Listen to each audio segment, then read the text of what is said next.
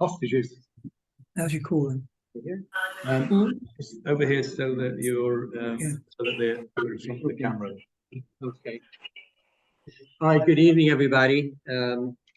This is a very, very difficult, complex topic. So I'm going to ask you to bear with me. If you have comments or questions, save them till the end. And we'll try to cover a lot of ground in a relatively short amount of time. Life, you know, is about choices. And life in Israel is about excruciatingly difficult choices. Terrorism, by its very nature and design, it cruelly creates for its victims any number of no-win situations, and the Palestinians are devilishly clever at trying to trap Israel into no-win situations. This is Stewart Weiss speaking.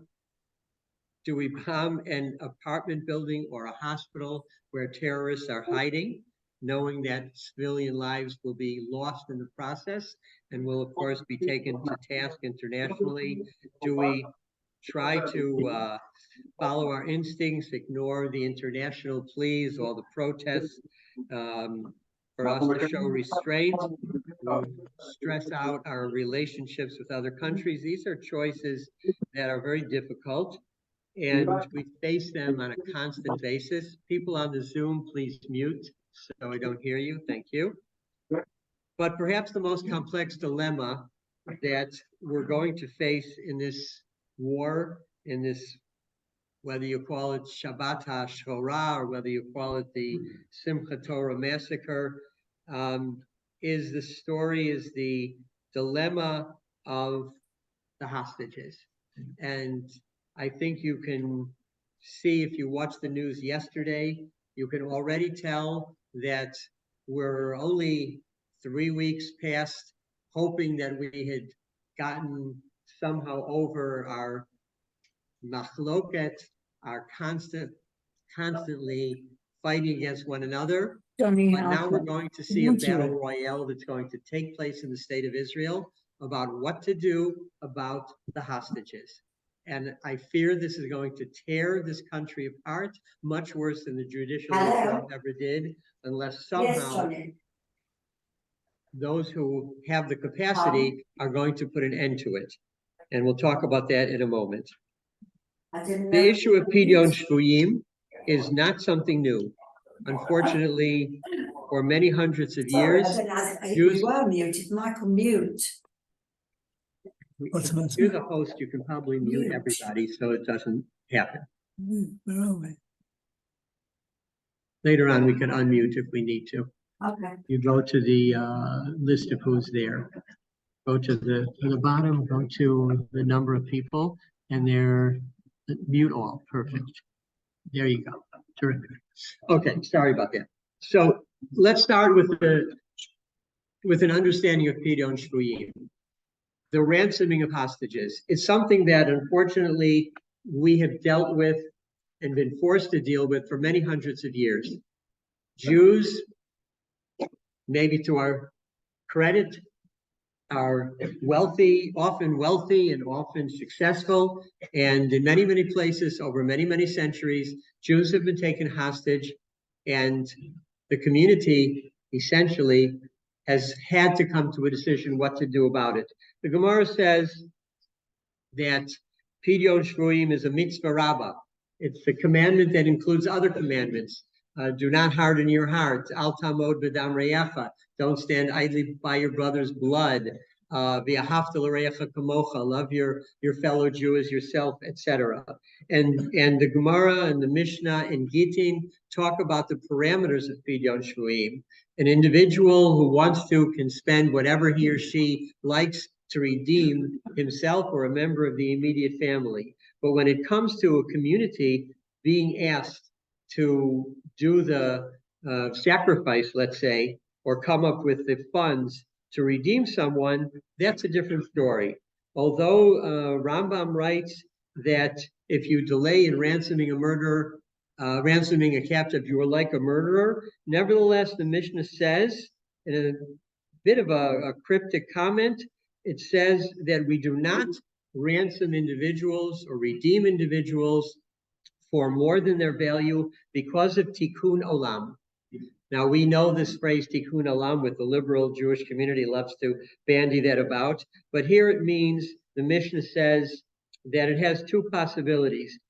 Tikkun olam means that either it will eventually cause a financial burden to the community that they cannot bear, or it will, redeeming the captives will give an incentive to those who took them to capture even more hostages. And therefore, in this discussion about Pidyon Shvuim, both of those things have to be considered. There, talk a little bit more about this later, but there's a famous controversy or machloket, difference of opinion between Rabbi Goren, who always said that this Mishnah meant that we have to be careful not to pay more than what something costs, in a sense. That the safety of one or a few Jews in captivity, he said, does not take precedence over the safety of the entire public. No community or country should put itself in possible danger to save Jews from definite danger. Rav Halevi, who was the former chief rabbi of Tel Aviv, he differed from him, and he made a statement, this is back many years ago, that terrorists will continue to try and kidnap Jews regardless of what Israel does, so paying the ransom would not increase terror. I don't think Rav Halevi today would make the same statement. So I want to examine with you 4 situations of hostage taking and see what we have learned from them. The most well-known story of hostage taking is the story of the Maharam of Rothenburg. Also, his name was Rav Meir ben Baruch, and he was the head of German Jewry in the last half of the 13th century. As what happened in his situation was that as conditions worsened for the Jews in Germany, many Jews sought to escape the pogroms and the draconian taxation that had been put upon them by fleeing to Eretz Yisrael. Emperor Rudolph I, who feared the loss of Jewish gold, of Jewish wealth, declared the Jews to be his personal property. And in 1286, he forbade them to leave Germany. The Maharam vigorously opposed the emperor, and he attempted to escape the country with his family. But a Jewish apostate informed on him, and he was imprisoned by Rudolph in the castle of Ensisheim. The emperor demanded an exorbitant ransom before he would free Maharam Rothenburg. And the truth was, German Jewry was prepared to pay the enormous sum of 23,000 talents of silver for his release. But Maharam Rothenburg himself forbade the exchange, and he argued it would only serve to encourage more kidnappings and extortion within vulnerable Jewish communities, his own and others.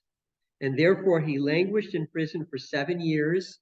He would not allow himself to be redeemed or bought, so to speak, and he died in 1293.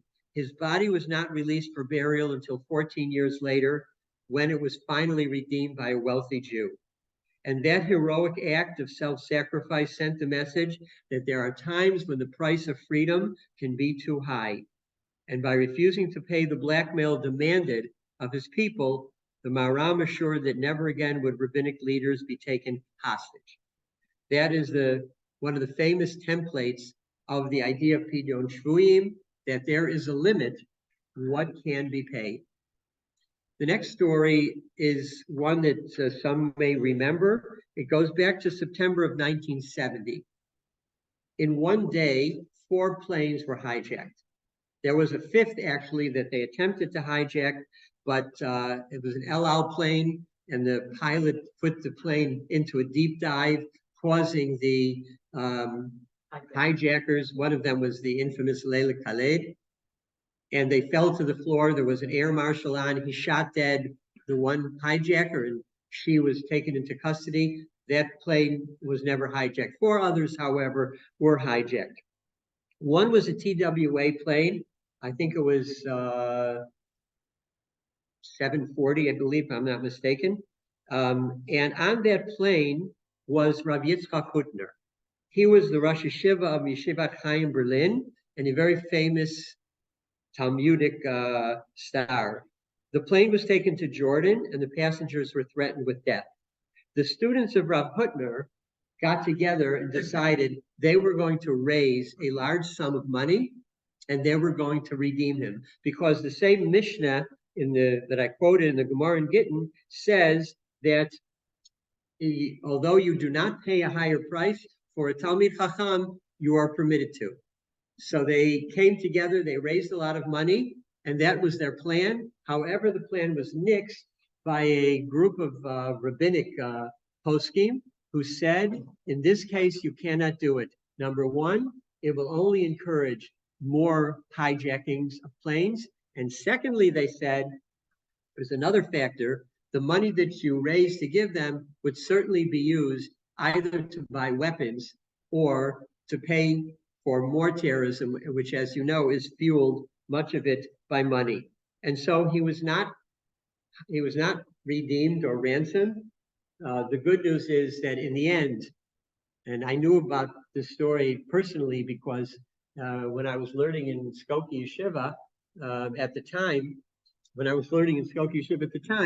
so one of the boys on that plane had won the Chidon Tanakh and had taken this flight to Israel, and he was one of the boys. And I remember very vividly, each night and day we were saying Tehillim for him. He was also ultimately set free with all the other passengers. The terrorists blew up all four of the planes, causing a great deal of destruction and loss because that is the way they operate. But the hostages were freed. So you see, even there, even in the case of an individual who is special, there was a moratorium put on how much could be spent. The other case is one that we're all familiar with, and that is the Shalit, what I call always the Shalit fiasco. There are other, by the way, there are many other cases I could cite.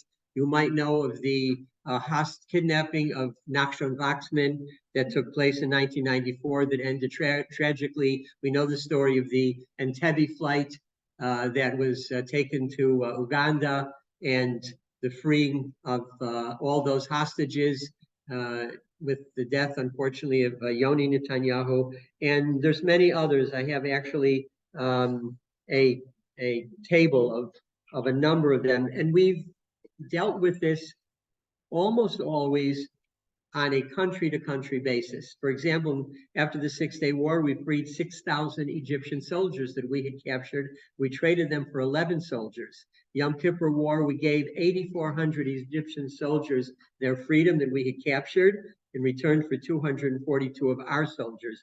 And on and on. There's a long list of times that we dealt with the situation.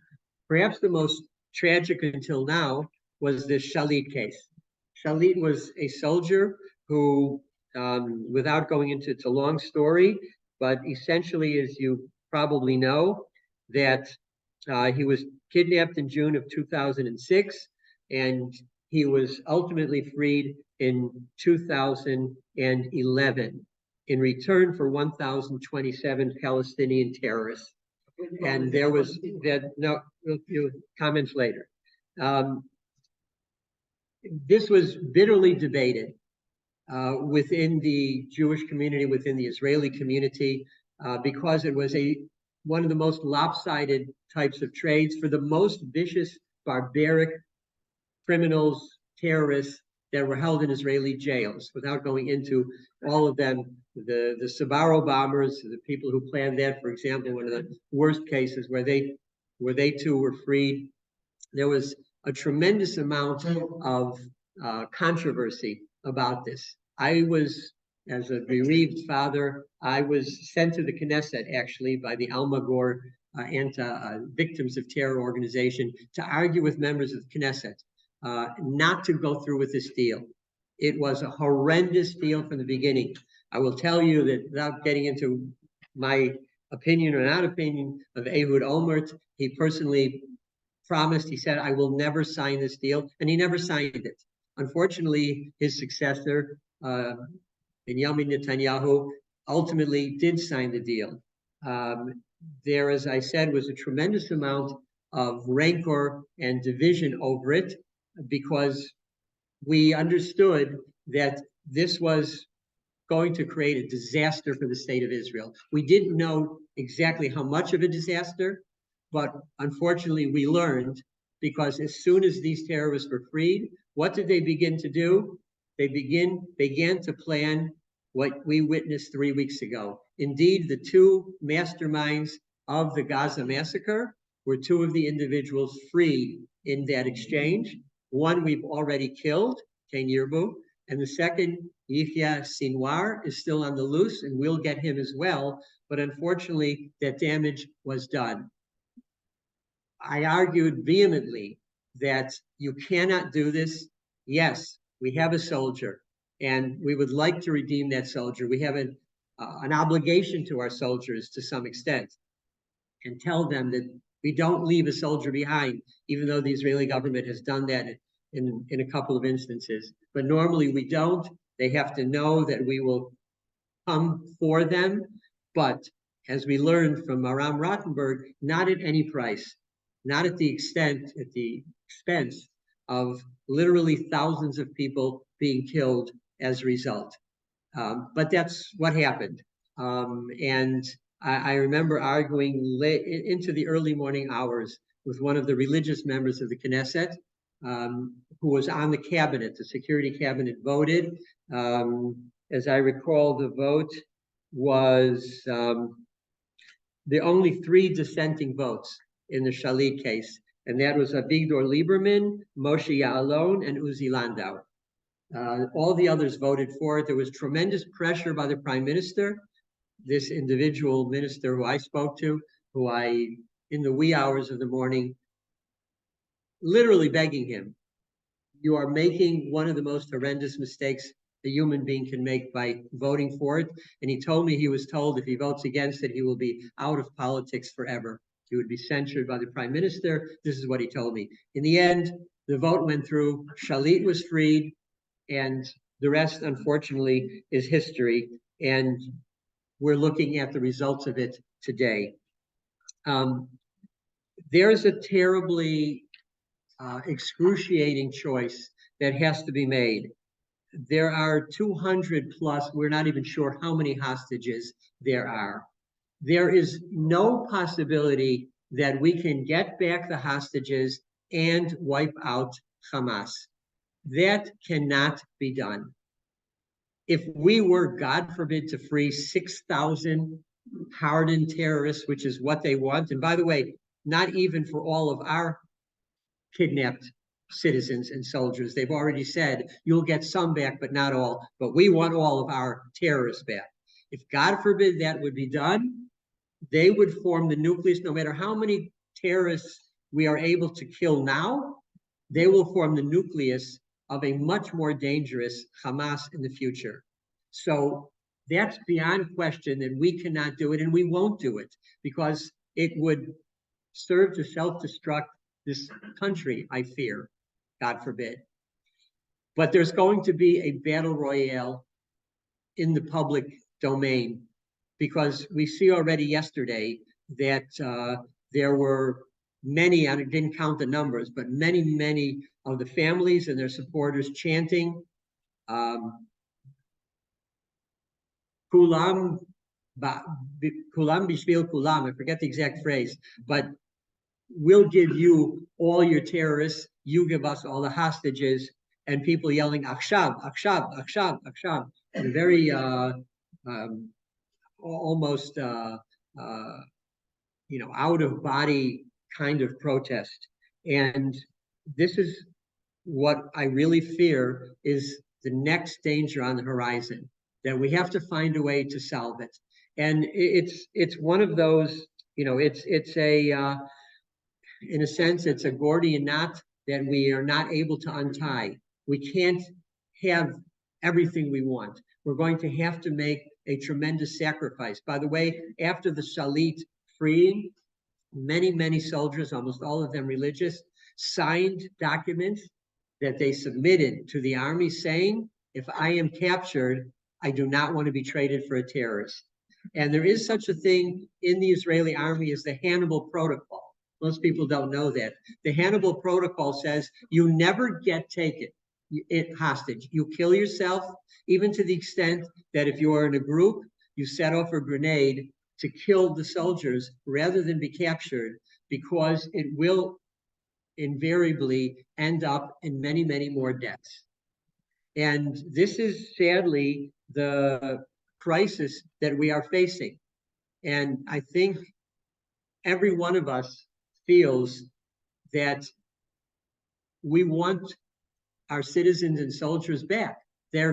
Every soldier, every Jew is gold. It's priceless compared to the value of these barbaric, animalistic, subhuman terrorists.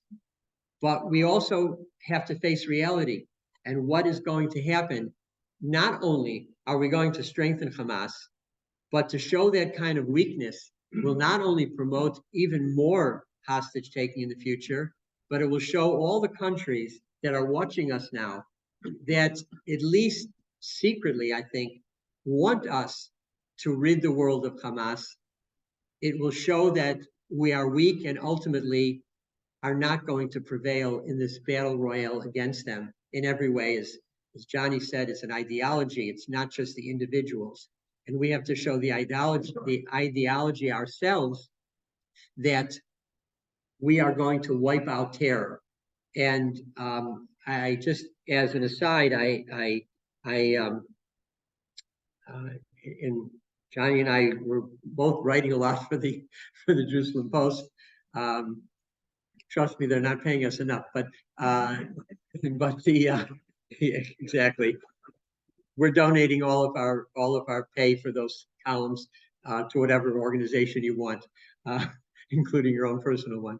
But I said that this is the opportunity for us. The terrorists thought this will initiate and ignite a widespread insurrection against Israel and other elements, the Hezbollah, Iran, the Israeli Arabs, the West Bank Arabs. They would all rise up against us. And thank God that did not happen, because of our, even though we failed certainly initially, but at some point we regrouped and we are massively targeting them and bombing them. So these other countries or terrorist organizations did not join in, but entities, whatever you want to call them. But that's what we represent. We hope that rather than this ignite an added element of jihadism, because you see this in all the protests taking place in all the cities you come from, wherever you come from, they better watch their back, because that Islamic fundamentalism is rising rapidly. And if that's not stopped, all those countries are going to face their own massacres, I fear. But I hope that if we can ignite the other side of it, and we can show that we are strong enough to defeat this terrorist element, we can do so not only here, but in all the countries that the same ideology is starting to, or has started to take root. So it's a battle not only for ourselves, but it also represents the entire world. And that's what we Jews are. We lead the world and we show the world the way on a moral and an ethical standard that we hope the others will emulate. So we are not only defending ourselves, but we're really, I think, striking a blow for all the good people in the world. And I'll just end with another little known incident that when the United States decided that it was going to drop the atomic bomb on Hiroshima, the Japanese paraded a number of captured American prisoners of war. And they basically said, if you drop that bomb, you're going to kill your own citizens. So President Harry Truman, in a radio broadcast on the night of August 9th, 1945, hours after the US dropped the second atomic bomb on Japan, he said, primarily to the families of those POWs, Having found the bomb, we have now used it. We have used it against those who attacked us without warning at Pearl Harbor, against those who have starved and beaten and executed American prisoners of war, against those who have abandoned all pretense of obeying international laws of warfare. We have used it in order to shorten the agony of war and ultimately to save the lives of thousands and thousands of young Americans. And I think expressing that idea that it was a painful decision to do what had to be done, that he knew would cost, some say as many as their 200 American lives, but it was something he felt for the greater good had to be done. We have to think of the greater good, and this is as Geula Cohn, the famous member of Knesset. She passed away not that long ago at the age of 93, and she said, in this situation of Shalit, she was totally against it. And she said, as a mother, she said to the Shalit family, you have to fight for your boy. But as a woman who represents the state of Israel, I will do everything to prevent it from happening. Unfortunately, it happened. We're dealing with the results, and God forbid it should happen again. Instead, Hashem should ultimately give us success, and hopefully this will be a war that maybe will end future wars.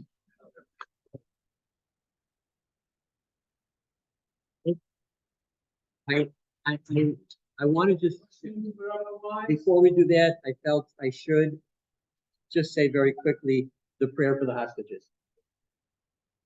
Mishaber Kabotenu Abraham Yitzchak Yaakov Yosef Moshe Aaron David Shlomo Hu Yivarech v'Yishmor v'Yinsor Achenu Beit Yisrael Hashvuyim Ba'avur Shanu Mitpalim Ba'avoram Hakadosh Baruch Hu Yimalei Rachamim Aleihem Yishmerein Mikol Tzara V'Tzukah Mikol Negel Machala V'Yishlach Bracha V'Atzlacha B'Chol Maseidehem Yotzeim Michoshech V'Tzamavet V'Shiveim Mehira V'Chek Mishpachotehem V'Nomar Amen.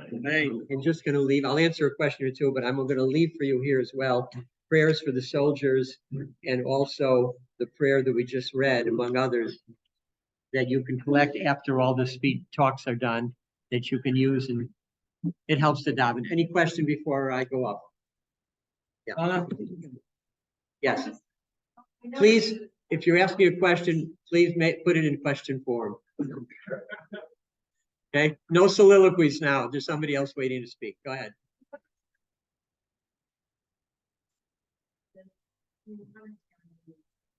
But does it discuss releasing hostages for murderers?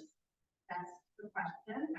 Because when you release a murderer, he's going to cause somebody else to be. Well, I think the Gemara is trying to make the point that using money as an instrument of saying that there can be too high a price, and whatever that price may be, certainly because it also talks about the fact that more hostage takers will take hostages. Clearly, it's talking about evil people who are doing this, and we don't want to in any way encourage or help them. I just tell you, any other question? So I just wanted to ask, I think we need to have a national movement to have the death penalty for terrorists, and this will not happen. Okay. I have written extensively about the death penalty. What we should have, because I don't think that will happen. We've only executed one person in Israeli judicial history. There have been executions in military law, but what we should have is what there is in America, and that is life in prison with no possibility of parole. If that could be passed, and that, by the way, I discussed this with Don Maridor. He said he was Justice Minister of Israel. He said he was greatly in favor of that. Unfortunately, Israel has always shied away from doing that because they don't, quote unquote, want their hands to be tied. But if that was true, then I think we would severely limit hostage taking. Yes. I think the difference between today and the story of Monterey is today we have the power, then we didn't. And so the prototype we have to learn from is not going to be even less than question. Yes, very good. Yes, he went to war against him. We're We lazy. spoke about that yesterday. What? Or Shimon and Levi, yes, who many people criticize, but as you say, when you say the Hoshanot, you see there's a special section there that gives praise to Levi, primarily Levi, by the way, more so than Shimon, for having freed Dinah, who was also kidnapped. And I just, one more comment, and that is, you could Google it. I wrote an article, it was called Too High a Price, about the Shalit deal, but I'll never forget, I got a phone call from a woman who said to me, I vehemently disagree with your article. I don't think any price is too high to free a soldier. And I said to her, you do think that there is too high a price. She goes, I just told you I didn't. I said, do you have any children? And she said, yeah, I have 2 sons. I said, that's good news, because I just got word from the terrorists that they're willing to trade the soldier they captured for your 2 sons. When will you bring them? And she said, I guess some prices are too high. And that's something that I think we all have to consider when this will indeed be the cause célèbre, unfortunately, until we solve that riddle. Thank you very much. Rabbi,